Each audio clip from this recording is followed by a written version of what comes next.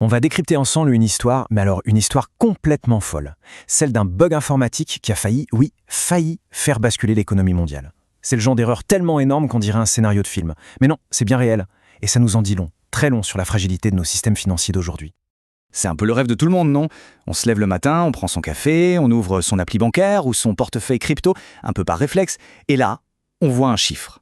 Un chiffre avec tellement de zéros qu'il ne rentre même pas dans l'écran. Eh bien, pour quelques milliers de personnes, ce rêve est devenu une réalité. Une réalité, disons, très chaotique. Ce témoignage, il nous ramène vraiment à l'échelle humaine. On peut s'imaginer la scène.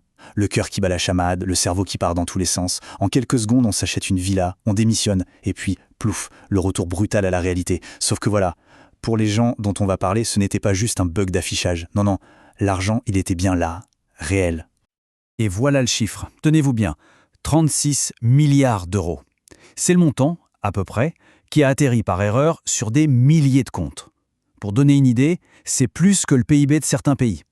Une somme pareille apparue comme par magie dans le monde numérique, en l'espace de quelques secondes à peine.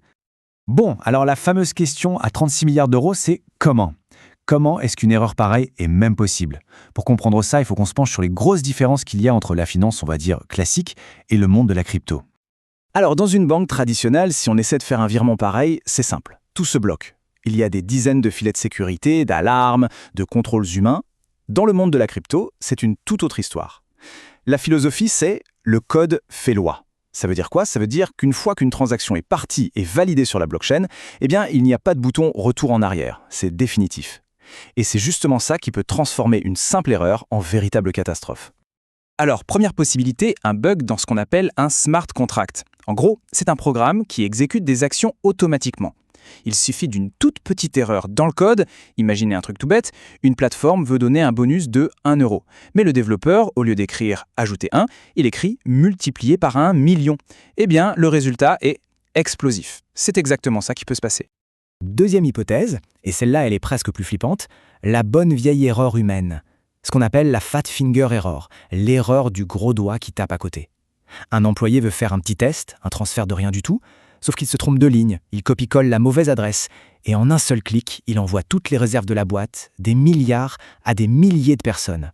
L'horreur absolue. Évidemment, dès que quelqu'un se rend compte de la boulette, c'est la panique générale. C'est le début d'une course contre la montre complètement folle. Et là, on a deux camps qui s'affrontent, avec des objectifs totalement opposés. D'un côté, il y a la plateforme qui est en mode survie totale. Leur seul but, essayer de boucher le trou pour ne pas faire faillite. Et de l'autre, il y a les utilisateurs. Et là, c'est le grand dilemme moral, mais aussi financier. Est-ce qu'on tente de retirer cet argent tombé du ciel ou est-ce qu'on est honnête et on le signale? Apparemment, beaucoup n'ont pas hésité longtemps. La réaction de la plateforme, elle est quasi militaire. Ça se passe en 3 temps. Étape 1, le gel. On bloque tout, immédiatement. C'est la mesure d'urgence pour arrêter l'hémorragie. Tant pis si ça pénalise tout le monde, même ceux qui n'ont rien à voir. Étape 2, la menace. Des mails partent dans tous les sens avec un message clair. Garder cet argent est illégal, on vous poursuivra en justice. Et enfin, étape 3, éviter le crash. Il faut à tout prix empêcher que tous ces nouveaux milliardaires vendent leurs jetons d'un coup. Parce que si ça arrive, la valeur de l'actif s'effondre, et là, c'est la faillite assurée pour la plateforme. Mais au-delà de cette histoire un peu folle, cet événement, c'est surtout un énorme signal d'alarme. Ça met le doigt sur une faiblesse vraiment fondamentale dans le monde de la finance décentralisée, et ça pose de vraies questions sur la sécurité de tout ça. Et c'est là qu'on touche au grand paradoxe de la crypto. Sur une plateforme centralisée, un CEX, c'est l'entreprise qui a le contrôle. En théorie, elle peut revenir en arrière et corriger l'erreur. Mais sur une plateforme décentralisée, un DEX, il n'y a personne aux commandes. C'est le principe même. Donc, si l'argent est parti, il est parti. Pour de bon. C'est ça le deal. La liberté totale, mais sans aucun filet de sécurité. Et le pire dans tout ça, c'est que ce désastre aurait pu et aurait dû être évité. Un audit de sécurité, un vrai, fait par des pros, aurait presque certainement trouvé la faille. Le problème, c'est que dans le monde de la crypto, tout va très vite. On veut lancer son projet le plus vite possible, et la première dépense qu'on a tendance à zapper, c'est justement cet audit de sécurité. On voit le résultat.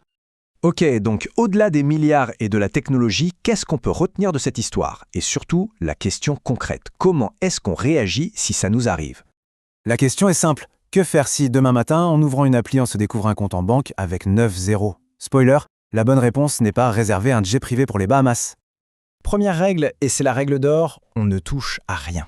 absolument rien. Utiliser cet argent, même un centime, c'est s'exposer à de très gros ennuis judiciaires. C'est ce que la loi appelle l'enrichissement sans cause. Deuxième chose, et c'est crucial, on documente tout. On prend des captures d'écran du solde, de la transaction, on note l'heure, les détails, on garde des preuves. Et enfin, on contacte le support de la plateforme pour les prévenir. Et puis, qui sait, l'honnêteté parfois, certaines plateformes offrent des récompenses, des bounties à ceux qui leur signalent ce genre de faille. Finalement, la grande leçon de cette histoire, c'est que la technologie, aussi avancée soit-elle, n'est qu'un outil. Le vrai maillon faible, que ce soit dans le code ou dans les opérations de tous les jours, ça reste l'humain. C'est un rappel assez brutal que la finance numérique, avec toutes ses promesses, ressemble encore beaucoup, par certains aspects, à une sorte de Far West moderne. Et tout ça, ça nous laisse avec une question assez vertigineuse. Dans ce futur de la finance, un futur de plus en plus automatisé, où des milliards bougent en un clic, quel est le prix d'une seule unique erreur ?